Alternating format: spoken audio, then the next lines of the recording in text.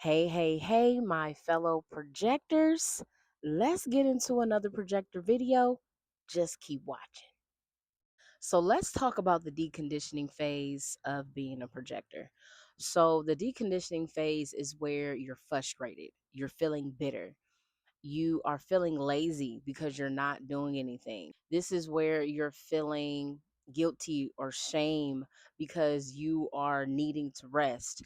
This is where you're really fighting your rest. And this is where you're really trying to take control and take impulsive action only for it to not work at all. So, the best way to get through the deconditioning phase is through surrendering. Just say, fuck it, right?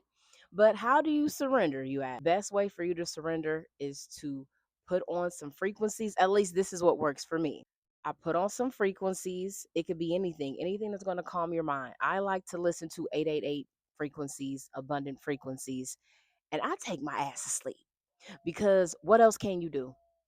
When you try to control the aspect, it does not work. When you take impulsive action, it does not work.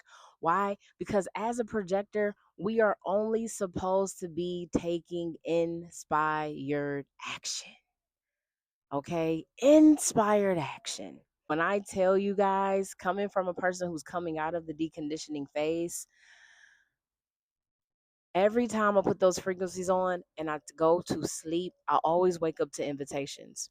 I always wake up to exactly what I was looking for before I did all that riffraff, right?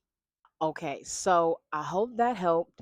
I am going to talk about the healing aspect side of deconditioning because it's one thing to rest, but the healing aspect is a whole nother thing. So if you want to know more about that, check out my next video. I'll be making a video about the healing aspect of the deconditioning phase of being a projector.